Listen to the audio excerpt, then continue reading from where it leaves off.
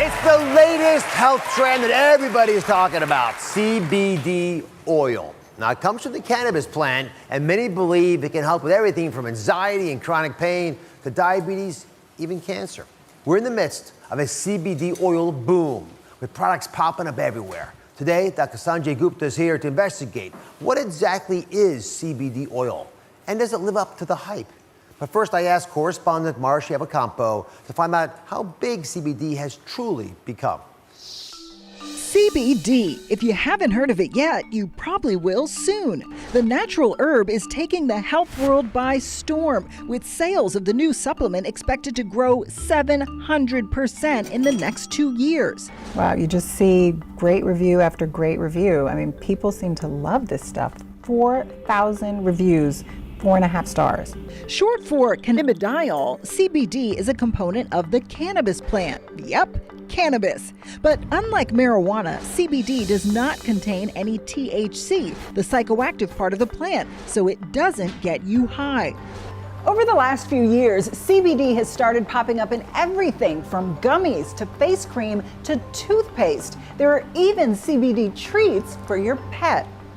So what does it do? Research has been limited, but proponents say CBD has all the benefits of medical marijuana without the intoxicating effects, helping with insomnia, pain management, and anxiety. There's a revolution, a whole movement happening now with plant-based wellness, which is our primary interest. Celebrating the power of all plants, which have not been properly represented. And the question everyone asks is it legal? Dr. Sanjay Gupta, CNN's medical correspondent, the chief one, and has reported on the latest research behind CBD. So if you know what, break this down for everybody. I'd like to take your thoughts on what it really is so people can get this into their heads. Well, you think about the cannabis plant, marijuana, it's called cannabis. It really has lots of different ingredients, but two primary ones. One is THC. That's the stuff that's the recreational drug. It's what gets people high, gives them that euphoria. And there's CBD, which is cannabidiol. It's something that doesn't cause a psychoactive component. It's believed to be a medicine. It's been used as a medicine in decades past, and it's getting this resurgence, as you just heard. So just to be clear, we've talked about medical marijuana in the past. This is not that, right? CBD oil is being sold all over the place. You take the plant and you can pull out certain components of it. So you're just, in this case, you're pulling out the CBD component and you're just using that. And therefore, you're not getting all those other effects that people often associate with marijuana. Which is why I think 47 states so far have said we're okay with it. How is the medical community using CBD oil? This is fascinating to me. I mean, if you would have asked this question 5 years ago, it would have basically been crickets. Nobody was really talking about it. Within the last 5 years, you had a medication that was sort of known colloquially as Charlotte's Web. It was for this little girl who had seizures that just could not be treated by all these different medicines she took. Her mom essentially started taking CBD herself in her kitchen sink and giving it to her daughter. That is what was known as Charlotte's Web. Within 5 years, it's gone from being that idea to now an FDA-approved drug in this country. That's fast. That's never really happened that quickly. The government has approved one CBD oil for one indication. Yes, and this is from the plant. This isn't synthesized in some lab. This is CBD that's actually coming from the plant, from the botanical. So that's a big deal. You actually now have something that's been considered illegal at the federal level, also part of an FDA-approved drug. That's what we're dealing with in this country. Can you guys wrap your heads around this? This is part of the disconnect, right? The federal government says it's not legal. 47 states say it is. Kids with seizures are being treated. I mean, and that's the why FDA says, yes, we'll approve it. Yeah. But still at the federal level, it's illegal. What is starting to gain more traction, I think, really is what's happening with opioids in this country. What they found, Dr. Oz, was that in several states that had approved CBD legislation, they saw their opioid prescriptions start to go down. So that's an area the medical community is really, really focused on.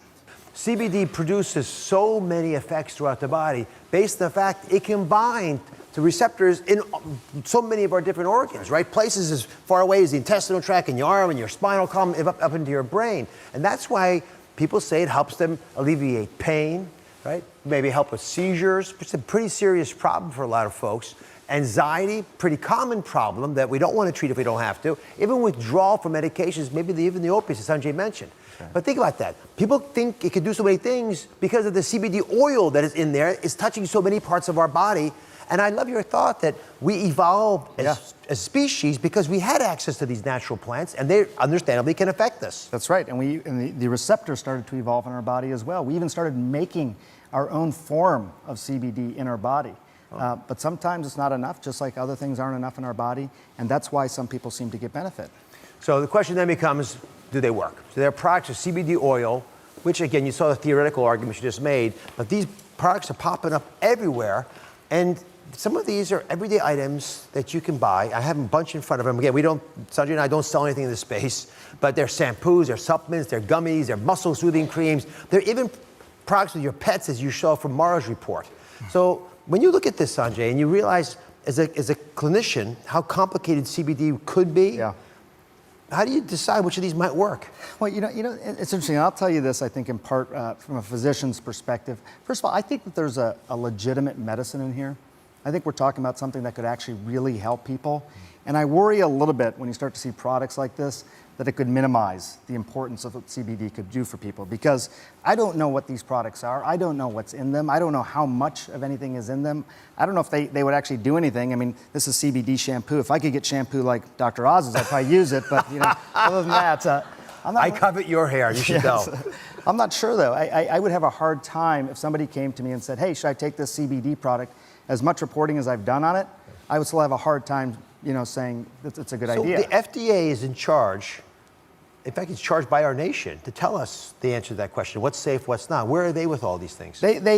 So this is an illegal substance at the national level. This is illegal. Illegal. At the same time, as we talked about earlier, the FDA has said, you know what? We think there's enough of a benefit here that we're willing to approve a drug specifically for epilepsy that's based on CBD. And part of the reason I wanted to cover this topic is you can buy these products anywhere. Really, you can go down to your local store in 47 out of 50 states, buy it online pretty much anywhere you want, and the government's not going to come in and kick your door down. So whatever they say in the, at the highest levels, we're still not actually doing anything to stop people from using these, which is a concern to me because it's the wild, wild west. It's completely unregulated. Be sure to subscribe to my channel so you don't miss anything, and remember to check back often to see what's new.